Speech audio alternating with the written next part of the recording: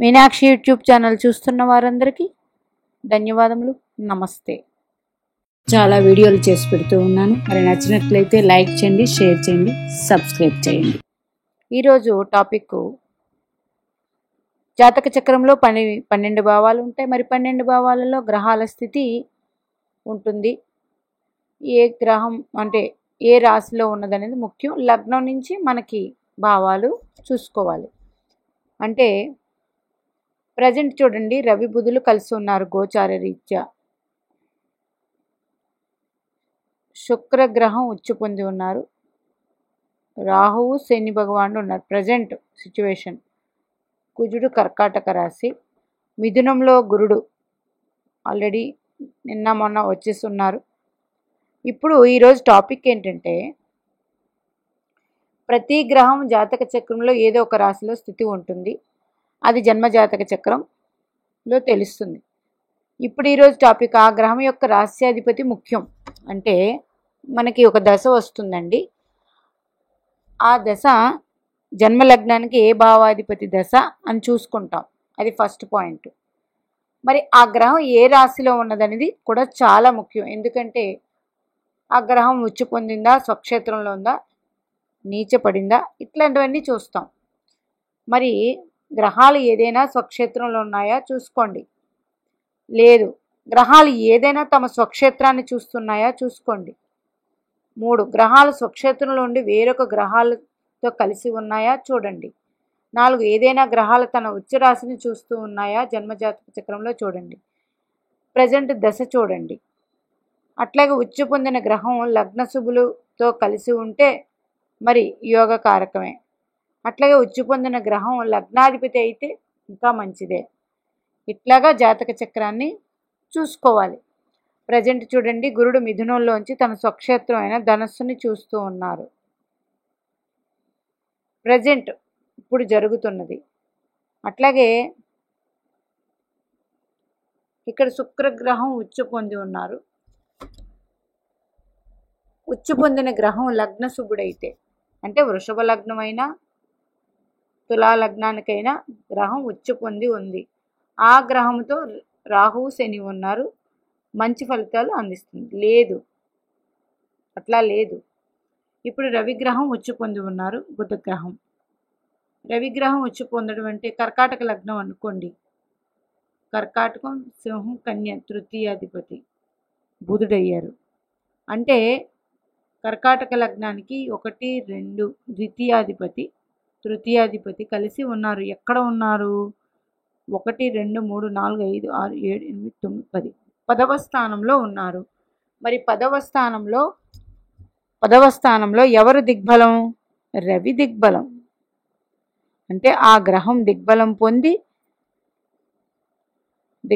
పొంది వేరొక గ్రహంతో ఉండి ఉచ్చపట్టి ఉన్నారు. కాబట్టి ఈ బుధగ్రహం కూడా ఉచ్చ ఫలితాలు అందిస్తుంది.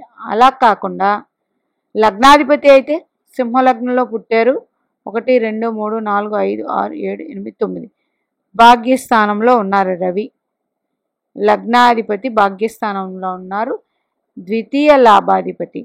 ఇక్కడ బుధగ్రహం న్యూట్రల్ ప్లానెట్ అయినప్పటికీ లగ్నాధిపతితో కలిసి ఉండడం వల్ల యోగాన్ని, ఆ లగ్నాధిపతి ఉచ్చు పొందడం వల్ల యోగం కలిగి ఉంటారు. ఇప్పుడు మీ జన్మజాతక చక్రంలో ఏదైనా గ్రహాలు స్వక్షేత్రంలో ఉన్నాయా చూడండి. అది మంచి జాతకమే. లేదు, ఏదైనా గ్రహం తమ స్వక్షేత్రాన్ని చూసుకుంటున్నదా చూడండి. అది కూడా మంచిదే. లేదు, ఏదైనా గ్రహం తన స్వక్షేత్రంలో ఉండి ఆ గ్రహంతో వేరే గ్రహాలు కలిసి ఉండి ఆ గ్రహదశలు వస్తే ఈ గ్రహం యొక్క బలం ఉంటుంది. అది లగ్న పాపి అయినప్పటికీ. లేదు, ఏదైనా గ్రహం తమ ఉచ్చక్షేత్రాన్ని చూస్తూ ఉన్నారు. ఇప్పుడు కుజుడు చూడండి, కర్కాటకంలో ఉంటే డైరెక్ట్గా మకర రాశిని చూస్తూ ఉన్నారు. అంటే ఇప్పుడు పాయింట్లోకి వస్తే, ప్రజెంట్ సిచ్యువేషన్లో గోచార రీత్యా గురుడు మిథునంలో ఉన్నారు, సప్తములో. అంటే ధనుస్సు రాశిలో ఏదైనా గ్రహాలు వస్తే ఆ గ్రహాలని గురుడు చూస్తాడు. కాబట్టి ఆ గ్రహ దశలు యోగాన్ని అందిస్తారు.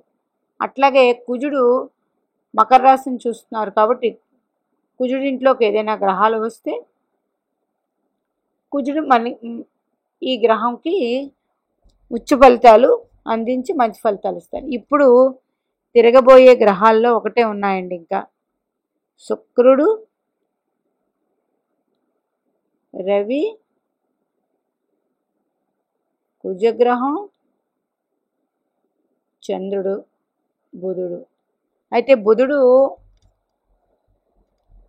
బుధగ్రహం తమ స్వక్షేత్రానికి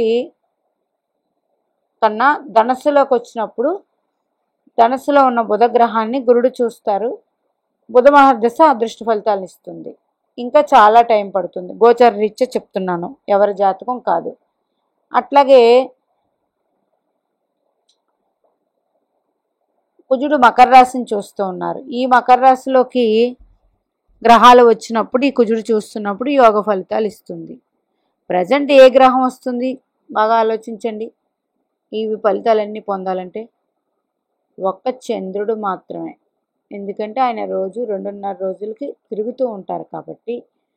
ధనస్సు రాశిలో చంద్రుడు వచ్చినప్పుడు గురుడు చూస్తున్నారు కాబట్టి ఎవరైనా సరే ధనస్సు రాశిలో ఇప్పుడు పుట్టిన వారికి చాలా చాలా మంచి ఫలితాలు ఉంటాయి. ఎందుకు? ధనస్సు రాశిలో ఉన్న చంద్రుడిని గురుడు అక్టోబర్ వరకు మిథునంలో ఉంటారు కాబట్టి ధనస్సు రాశిని చూస్తారు కాబట్టి చాలా చాలా మంచి ఫలితాలు ఉంటాయి. చంద్రుడు దేనికి కారకుడు? చతుర్థానికి కారకుడు. అంటే చతుర్థానికి సంబంధించిన ఫలితాలన్నీ కూడా కారకత్వాలను తీసుకుంటే అట్లా కూడా మంచి ఫలితాలు ఉంటాయి. మరి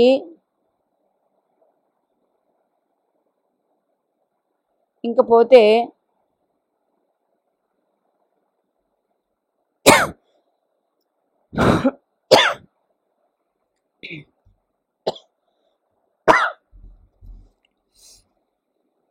రాహువు కుంభంలోకి వస్తారు మే 18. కానీ రాహు రాశ్యాధిపతి శని రాహుని చూడరు. శని భగవానుడు కూడా స్వక్షేత్రంలో లేరు. అట్లా కూడా ఇప్పుడు దృష్టి ఏమీ లేదు. ప్రజెంట్ గురుడికి దృష్టి ఉంది.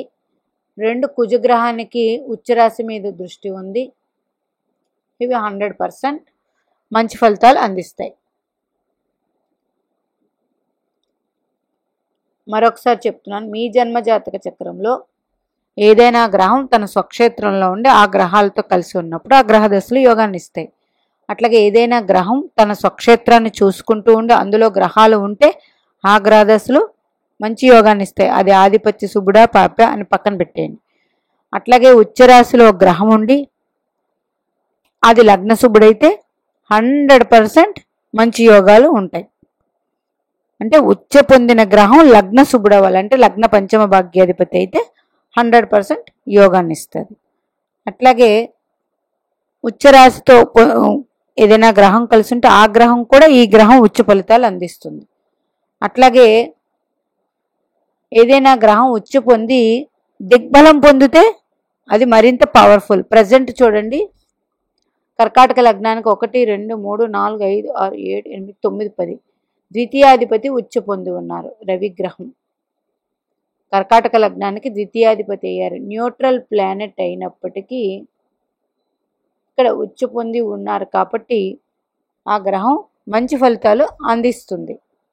మరి అదే సింహలగ్నం అయ్యి ఉచ్చ పొందుంటే ఇది 100% యోగ జాతకం. ఎందుకు? భాగ్యస్థానంలో ద్వితీయ లాభాధిపతితో కలిసి ఉన్నారు కాబట్టి మంచి ధనవంతులు వీళ్ళు.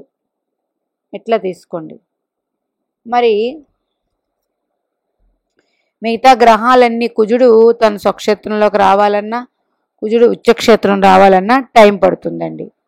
అట్లాగే శుక్రుడు తన స్వక్షేత్రంలోకి రావాలన్నా శుక్రుడు ఉచ్చ ఆల్రెడీ పట్టి ఉన్నారు కాబట్టి అది చాలా రోజుల నుంచి వర్తిస్తుంది. మరి అట్లాగే ఇంకా రవి ఉచ్చ పొంది ఉన్నారు. రవి తన స్వక్షేత్రంలోకి రావాలన్నా టైం పడుతుంది. ఇంకా వచ్చేదల్లా గుర్తుపెట్టుకోండి, చంద్రుడు ఒక్కటే. ప్రజెంట్ సిచ్యువేషన్లో చంద్రుడి వల్లే యోగాలు ఉంటాయి. అంటే చంద్రుడు వృషభ రాశిలో ఉన్న యోగమే. చంద్రుడు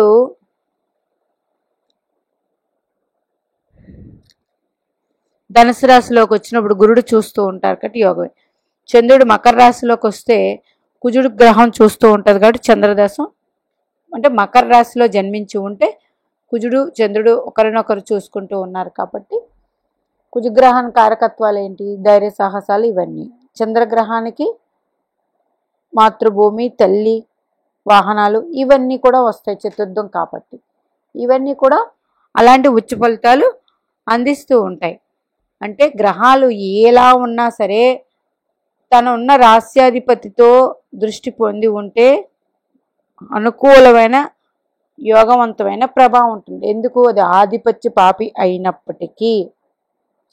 లేదు గ్రహం తన స్వక్షేత్రాన్ని చూస్తూ ఆ స్వక్షేత్రంలో ఏదైనా గ్రహాలు ఉంటే ఈ గ్రహం యొక్క బలం 100% ఈ గ్రహానికి వస్తుంది. ఇట్లా జాతకం కూడా చాలా చాలా మార్పులు ఉంటాయి. దానివల్ల యోగాలు కూడా మారుతాయి. అనుకోని కొన్ని సందర్భాల్లో యోగవంతమైన కాలం ఉంటుంది. ఎవరైనా సరే ఎప్పుడు చెప్పేది నేను 1-2 సార్లు జాతకం మొత్తం చూడండి. నెక్స్ట్ వెళ్ళిపోవలసింది ప్రజెంట్ దశ. దశ అధిపతి ఏ రాశిలో ఉన్నారు? మిత్ర రాశ, స్వక్షేత్రమా, ఉచ్చక్షేత్రమా? దాన్ని బట్టి దశానాథుడు. ఆ దశానాథుడు మీ లగ్న శుభుడా కాదా? దశానాథుడు లగ్న శుభుడు కాకపోతే ఆ దశానాథుడు ఉన్న రాస్యాధిపతి ఈ దశానాథుడిని చూస్తూ ఉంటే 100% యోగవంతంగా ఉంటుంది జీవితం. ఇట్లా ఉండడం అనేది అదృష్టం. దశానాథుడు యోగవంతమైన వాడు కాకపోతే ఆ దశానాథుడు ఉన్న రాస్యాధిపతి ఈ గ్రహాన్ని చూస్తూ ఉంటే 100% ఆ దశానాథుడు మంచి రిజల్ట్స్ అందుకోవచ్చు ఆ దశానాథుడి నుంచి. ఇట్లాగా జాతక చక్రం మనకి కొన్ని విధాల మహర్షి అందించినవి. అట్లాగే ఉచ్చ పొందిన గ్రహంతో ఏ గ్రహం ఉన్నా లగ్న శుభుడైనా పాపి అయినా ఈ ఉచ్చ పొందిన గ్రహం మంచి ఫలితాలు ఎందుకంటే చూడండి మన చుట్టుపక్కల మనం ఎట్లా అయితే ఉంటామో మన ప్రవర్తన కూడా అట్లాగే ఉంటుంది. మన ఆధ్యాత్మికత అంటే డైలీ ఒక వ్యక్తి ప్రొద్దున్నే లేవడం, పూజ చేసుకోవడం, తన పనులు తను టైంకి చేసుకోవడం, అట్లాంటి వ్యక్తితో ఉంటే ఏమవుతుంది? మనం కూడా అలాగే ఉంటాం. అలాగే లేజీగా ఉండి ఎవరి పనులు వాళ్ళు చేసుకోకుండా పక్క వాళ్ళ మీదకి నెట్టి మనం కూడా అది చూసి అదే నేర్చుకుంటాం. అందుకే మన చుట్టూ ఎవరు ఉన్నారనేది చాలా ముఖ్యం. అందుకని మనం గ్రహరీత్యా చూసుకుంటే ఆ గ్రహం ఏ రాశిలో ఉన్నారు, ఆ రాశి అధిపతి చాలా ముఖ్యం. అలాగే ఆ గ్రహం దశ వచ్చినప్పుడు ఏ గ్రహం అయినా సరే మీకు ఏ దశ ఆ దశానాథుడు మీ జన్మ శుభుడైతే జాతకం బాగుంటుంది. అట్లాగే ఆ దశానాథుడు ఏ రాశిలో ఉన్నాడో ఆ రాశ్యాధిపతితో చూడబడితే మరింత పవర్ఫుల్ దశ అవుతుంది. ఇది ఇట్లా చూసుకునే విధానం. ఇది రాజయోగమే. మరి మీనాక్షి దేవి ఆశీస్సులు మనందరి మీద ఉండాలని కోరుకుంటూ నమస్తే.